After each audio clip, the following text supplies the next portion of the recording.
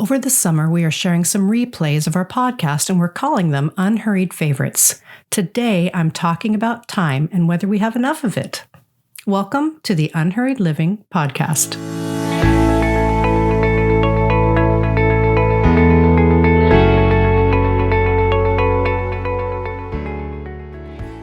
You want to prioritize your own soul care and self-care, but you don't know where to begin, you don't believe you have the time, and you might feel stuck, overwhelmed, or distracted. Well, I'm inviting you to join our community of women in REPLENISH. REPLENISH is coaching, training, and community to help you live a more sustainably paced and productive life. You can confidently engage a life of transformation with the ongoing support of experienced coaches and mentors. Real connection, ongoing support, lasting change. Join us now in Replenish by going to unhurriedliving.com/replenish. I don't have time for this. I gritted my teeth and I barked at my then 5-year-old son. I was in a hurry to get somewhere and my son had forgotten his shoes in the house. He ran to get them and I fumed. As I pulled out of the driveway, my exclamation haunted me. If I don't have time for this, what in the world did I have time for? I was a stay-at-home mom at the time. That moment began a work in my heart to change my own orientation to time. A while back, we polled our Unhurried Living community and received about 30,000 words of response to one simple question. In a hurried and busy world, what is the greatest challenge you face developing spiritual health and growth? Now, most of us want to have a less hurried pace in our lives and to have margin and time for what really matters to us. But guess what? Almost everyone we polled believed that they did not have enough time. This included people in every season of life, from young career adults through to retirement, and people with and without children. Everyone had a reason for not having enough time to attend to what they really wanted and what they really cared about. So the question that arises is this: is this really true? Do we not have enough time? Now, you can likely guess my answer to that. The reality is you don't find time, you make time. So why are most people struggling to do this? Why are we struggling to do this? One reason is that we might believe that we have no choice in the matter. In this scenario, time becomes the cruel taskmaster or the unforgiving boss, and you take on the role of underling. With time as the taskmaster, we become trapped by thoughts about time. Now, here are a few adages that add to the weight. I don't have time for this. I'll never get this done in time. It's a race against time. It's crunch time.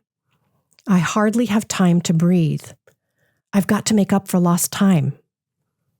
Now, can you hear the breathlessness in these phrases? This is no way to live. What would it look like to step out from under the clock and the calendar? They are tools. They are not bosses. You get to create boundaries that work for you. You have the privilege of saying yes or no to requests. And yes, I do understand that we all have responsibilities and that we engage our work and even our social lives by planning and scheduling. But we often add stressful thoughts to our engagements, and this is where we can begin to notice, discern, and respond by making new choices. Imagine yourself as the compassionate head of your own life. You get to discern and choose that which enters and leaves your space. In theory, I'm sure this sounds great. I can guess thoughts like, but what about this? Or, but what about them are arising. But a question to ask ourselves is this: where in my life am I feeling trapped? Let's ask this specifically as it relates to time, commitments, work, and everything that fills our to-do lists and calendars. Where are you feeling trapped? Now, there are many situations over which we have little or no control. There are difficult circumstances that aren't changing anytime soon. That's not what I'm addressing here. You may or may not have control over the presenting situation, but you do have self-control over what you think about it and whether or not you see yourself as the passive underling. The trapped idea here is about our own thoughts, perspective, and view. We really do have more freedom, more authority, and more power than we realize. This is a refreshed paradigm that you can begin or continue to engage.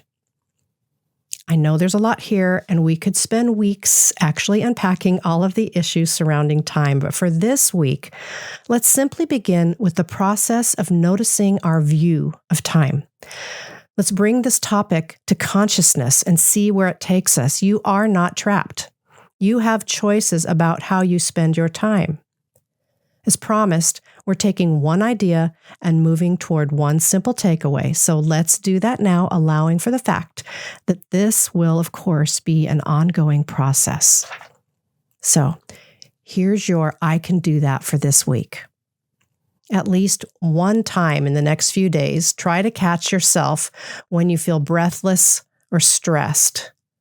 Pause for just 2 minutes and ask yourself, in what way am I feeling trapped right now? Consciously move yourself back to the benevolent head of your life and view the circumstance from that place. Proclaim to yourself that you are free to make a choice that serves both you and others well. And then move forward in that freedom. Remember, you're making your way forward one small, simple, and gracious step at a time.